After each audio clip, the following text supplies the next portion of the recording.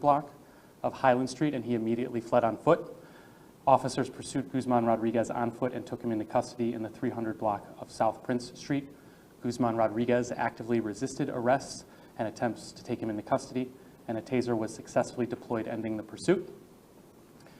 Whitewater Unified School District staff were notified immediately that the suspect was approaching the area of Lincoln Elementary. The school was placed in a hold lock status until officers completed a search of the path Guzman Rodriguez ran to ensure that no weapons were found in the area. Additional investigation of the incident occurring on the night of October 15th revealed that the victim, an adult female, had been battered and strangled. It was reported that at one point the victim lost consciousness. The suspect will be confined in Walworth County Jail, and the following charges will be forwarded to the Walworth County District Attorney's Office: kidnapping, false imprisonment, first-degree recklessly endangering safety, substantial battery, strangulation, disorderly conduct, resisting and obstructing an officer. The Whitewater Police Department thanks those who provided tips and assisted in the investigation. It is noted that this case has not been concluded, and unless a judgment of conviction is entered, the defendant is presumed innocent of all charges. Today's events underscore the significance of exceptional law enforcement in our community. I'd like to extend personal appreciation for the extraordinary performance of the Whitewater Police Department and the associated agencies. As we approach budgetary season, it's evident that our financial support for the department should remain robust. Despite nearly a $500,000 budget reduction from the state of Wisconsin, Whitewater continues to prioritize the public safety of its residents. We can assert with confidence that our allegiance to law enforcement will remain unshaken. We urge state legislators to reevaluate their allocation for law enforcement in the city of Whitewater moving forward. Now, these upcoming reductions for law enforcement funding for the city are directly tied to the cessation of a reimbursement for dispatch services from UW-Whitewater and the absence of MSP, or municipal service payments, for police services related to state-owned property in 2024 and 2025 as administered by the Department of Administration. As we work to restore and improve funding for our police services, we will embrace the opportunity that a presence of a thriving university and increasingly diverse population offers, because it is fundamental to our mission. To make Whitewater stronger and safer, we're committed to fostering public trust and confidence in both our government and law enforcement. This commitment manifests in some of our new investments in technology, such as license plate readers and drone technology. To this, we add increased calls for manpower, which has not changed since 2008. And these investments are imperative for our multi-language and mental health services and to ensure the type of proactive policing our ever-diversifying community rightfully demands. We wish to express our gratitude to the state of Wisconsin for recent enhancements in shared revenue linked to protective services. However, it's notable that approximately 70% of the $690,000 allocation was promptly offset by the aforementioned cutbacks from the very same government. Despite these challenges faced, today's events remind us of the resilience and dedication to our community and the importance of our strong support for public safety. As we navigate these budgetary uncertainties, we remain committed to fortifying our city and law enforcement and working together to ensure a safer and more inclusive Whitewater for all of its residents while hoping for a brighter future. Thank you very much. John Wydell, City Manager. I will take any questions I can attempt to answer, and I will get back to anyone with information I do not have. Go ahead. How dangerous was he? Well, an armed suspect is always dangerous. It's my understanding that this person doesn't have permanent residence in Whitewater, so our officers are looking into that. This person is certainly dangerous to the victim involved, and my heart goes out to her and anyone associated with it. I'm just thankful that our law enforcement got this wrapped up in under a morning. So short answer, anyone with a weapon is considered dangerous. So they thought he had boarded himself up in the garage.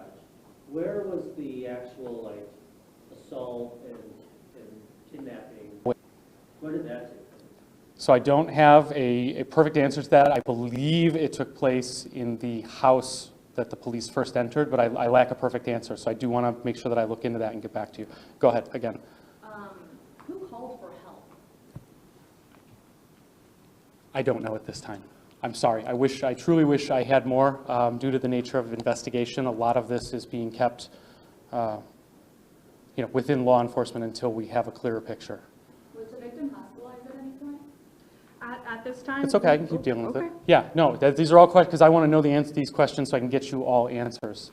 I don't know at this time, but I will check. Our police chief is in another room on the other side working on this investigation and then meeting with other legislators to talk about some of the issues that I mentioned in my press release. So please, can you take some notes down and make sure that we're following up on hospitalization for the victim, and then what else did we have?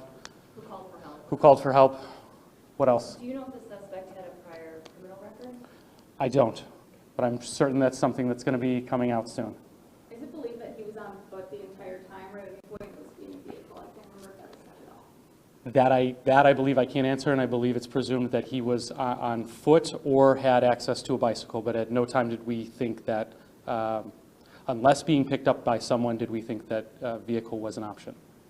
The area that he was arrested, was that a targeted area that police had beforehand, or was it just by chance that they found him on that block? Because I know that... This I can speak a little to without having too much detail. I can tell you one of our officers had an idea of where the suspect might go based on prior interaction, and based on that information, law enforcement moved forward, and it seemed, from indications I've received, that was what was successful in locating the suspect. How long was she there for, kidnapped for? So I only have what's in the press release, but multiple days from my understanding. Any clarity on their relationship, domestic? No, sorry. And again, please take all this down. These are things we will look to clarify. As I spoke to in my press release, this is something that is growing isn't the right word, but these types of activities in Whitewater are becoming more frequent and certainly more frequently reported on, and we'll get better at reporting these instances as we go forward. How often is it that you have an armed suspect at large here? Recently, seems like every week. What I can tell you is that without being particularly judgmental about country of origin or anything like that, we're experiencing a large influx of asylum seekers and immigrants from South America and Mexico. And that with it brings certain inherent challenges and risks. I would point to just, I think it was last week, we had a known felon who was arrested with multiple stolen weapons. So I think it runs the gamut. And certainly I think the larger issue we're trying to get in front of is how to stay proactive with our policing in an environment where we haven't been able to increase our manpower since 2008. We had a lot of people, obviously, with this concern, people with kids that were at the local schools. Obviously, there's an increased police presence, but then you have a whole campus of college students. What's your message to, is Whitewater a safe place to live, a safe place for kids to go to school? Whitewater is absolutely a safe place to live.